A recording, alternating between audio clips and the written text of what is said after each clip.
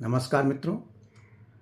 इस बार एलटीसी का पैसा प्राप्त करने वालों में कुछ शंकाएं रहीं, क्योंकि एलटीसी में दो तरह से आपको पैसा प्राप्त होता है। एक जो आप खर्च करते हैं अपनी यात्रा के दौरान, यानी कि किराया, चाहे रेलवे से जाए या हवाई जहाज़ से, वो यात्रा जितने भी आपके पारिवारिक सदस्य हैं उनका और आपका यात्रा की रकम मिल जाती है। और दूसरा होता है कि जो आपकी ईएल है उसको 10 दिन का आप इनकैश करा सकते हैं।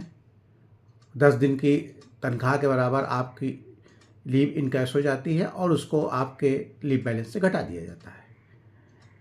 अभी तक जो पुरानी टैक्स रिजीम चल रही थी उसमें जो लीव इनकैशमेंट था उस पर तो इनकम टैक्स लगता था, लेकिन जो आपको किराए के रूप में प्राप्ति होती थी उस पर किसी तरह का इनकम टैक्स नहीं था और वो इनकम टैक्स के दायरे से बाहर था। लेकिन जो नई टैक्स रिजीम आई है इसमें ये दोनों टैक्स के दायरे में आते हैं, यानी कि आप जो लीव इनकैशमेंट ले रहे हैं उस पर भी टैक्स लगेगा और जो किराया आप पा रहे हैं, हालांकि आपने पे किया है लेकिन आप किराया पा रहे हैं तो उसका भी इनकम टैक्स लगेगा।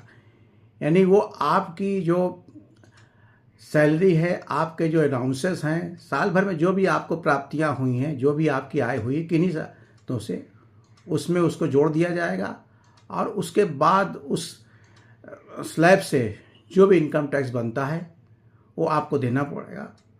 इसमें कई डीडीओ को भी शंकाएं हैं।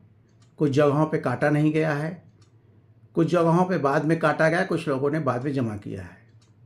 इसलिए मैं आपको सावधान करना चाहता हूं कि आप लोग जो है उसको पता करके अपने डीडीओ से और जो भी हो इनकम टैक्स रिटर्न भरते समय उतना पैसा भर दें, जिससे भविष्य में आपको और आपके डीडीओ किसी तरह की कोई परेशानी ना हो। धन्यवाद।